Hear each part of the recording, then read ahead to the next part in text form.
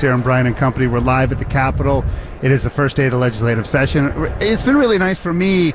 If four people talk about this experience in the same context, then it must be sincere, right? I mean, this is kind of a nice day for you guys. This sort of reset you in terms of why you put up with all the other stuff all the time. I mean, what is this day for you, Vince?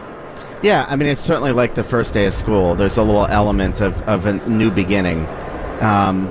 And I think it sort of reminds everybody why we're here and what this institution represents. You come off of a tough election cycle, you come into this building and you start talking about sort of the bigger concepts of government. You look around, it's impressive to just be in the building physically.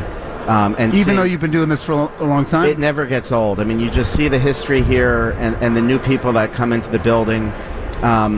And talk about that institution. I've had a strange day because I sat here with Matt Ritter because my whole thing is he had this interview and he's like, oh, we want to send checks directly to people because that's the stuff that they remember. And then my first question was going to be like, well, why not just cut taxes? And he's like, we can talk about that.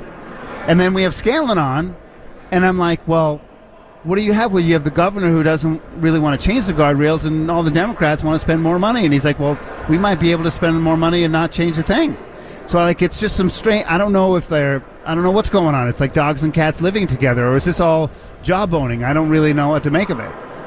Yeah, I mean, it's about priorities. So if you look at the guardrails, for instance, there's still about $1 billion under the spending cap that government can spend more. That should be enough. It should be enough, but for some people it's not enough. And so that's where the conversations happen.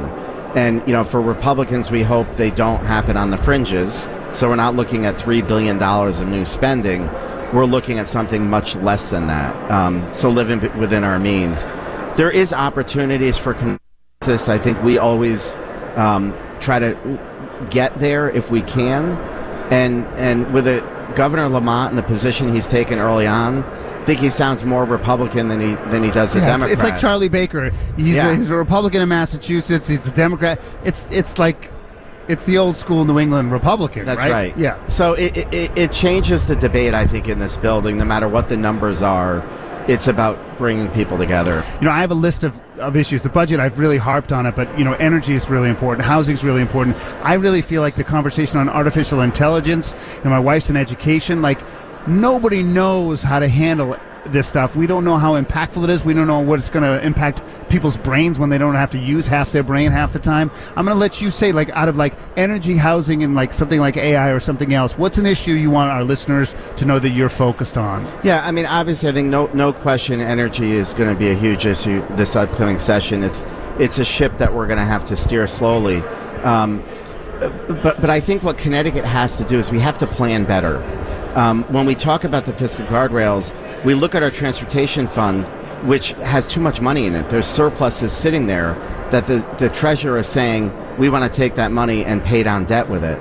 No, we should be investing in our roads and infrastructure. To Chris's point, yeah. Yeah, so I think holistically, aside from all those issues, Connecticut the agencies need to start planning better. We have to anticipate things. AI in the schools and the phones in the schools, that's gotten away from us. We're 10 years behind on that issue. Yep. And I think part of that is because we just don't plan as a state.